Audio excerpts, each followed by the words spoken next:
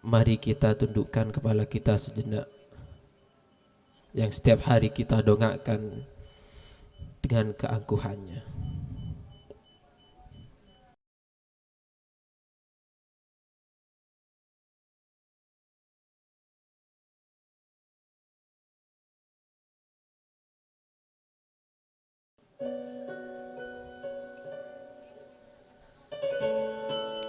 Kalian melihat ibu kalian sekarang berada di depan kalian.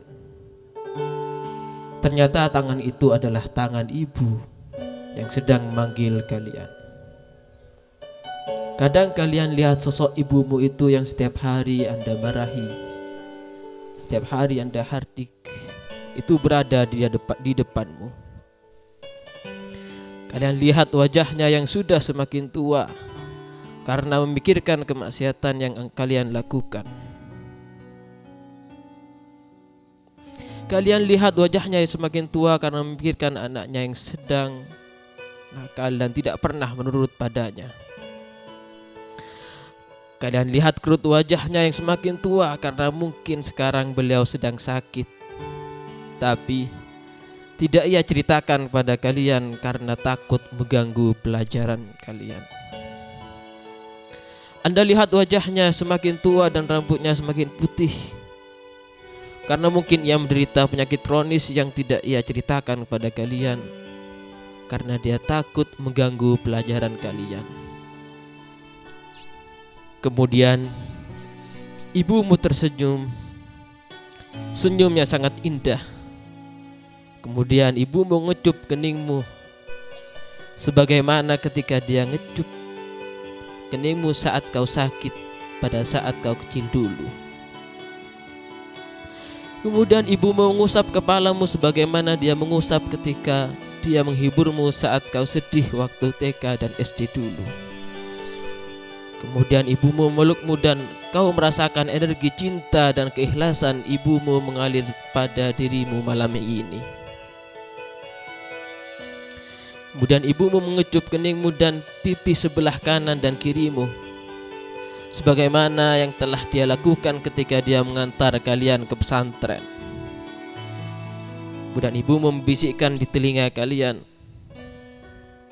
"Wahai anakku yang ibu cintai, maafkan ibu mengganggumu di malam yang indah ini.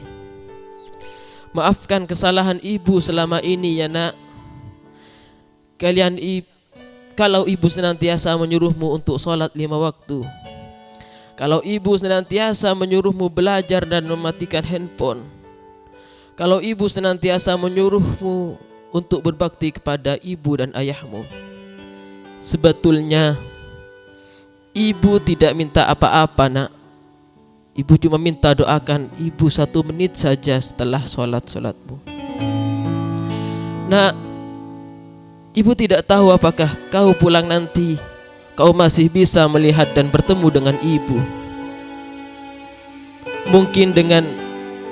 Mungkin ketika bis pesantren mengantarkanmu ke rumah, kau melihat orang sudah berkumpul di rumahmu, dan ketika kau masuk ke dalam rumahmu, kau sudah melihat ibumu ditutupi oleh kain. Ketika kau raba wajah ibu telah dingin. Ketika kau raba nadi, ibu sudah tidak berdetak. Seandainya itu yang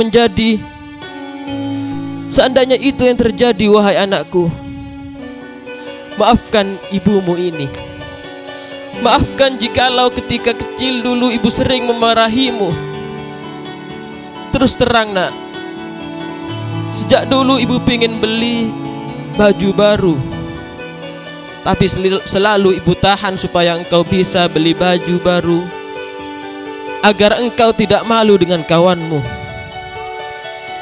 Ibu sering ingin beli daster dan sandal baru, tapi selalu ibu tahan supaya engkau bisa beli sepatu baru, agar engkau tidak malu dengan kawanmu. Seandainya ibu tidak bisa menemuimu esok hari, ibu titip ayahmu nak, temui dia di saat dia menjengukmu ke pesantren. Lihatlah baju ayahmu, Bahkan ketika kau tidur siang dan bangun di sore hari, ayahmu belum pulang, bukan?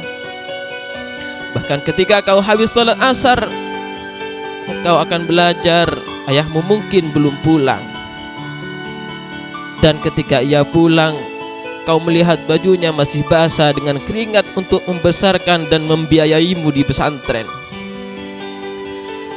Temani ayahmu nak, berbaktilah kepadanya, karena hanya dialah satu-satunya kunci surga yang bisa engkau masuk.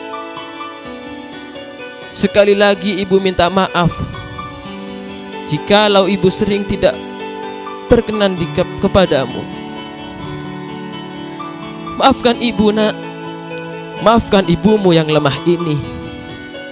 Satu yang harus engkau ketahui, di balik semua kata-kata ibu, ibu selalu mencintaimu dan ibu selalu bangun malam untuk mendoakan kesuksesan buatmu, walaupun kau tertidur nyenyak di kamarmu.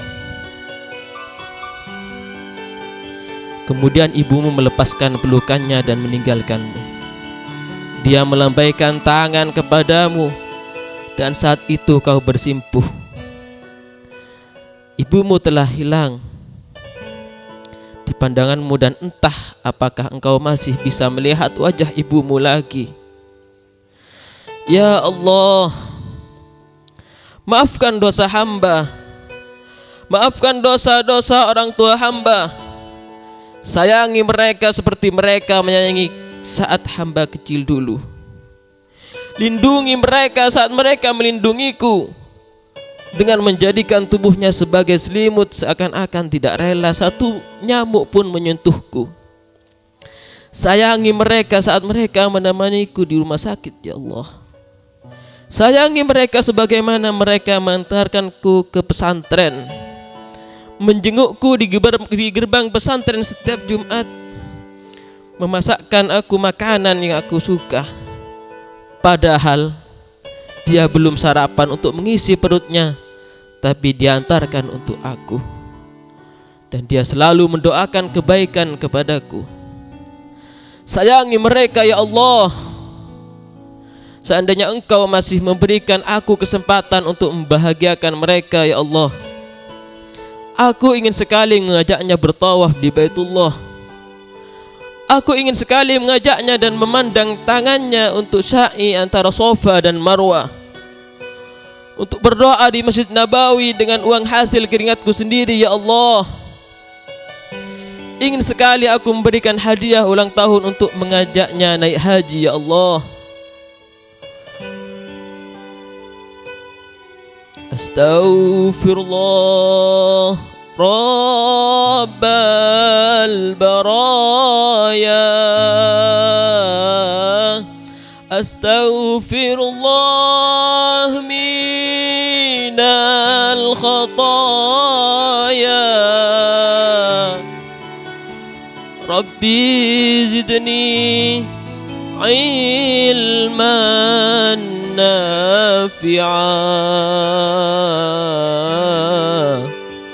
wa waffiqni amalan maqbula.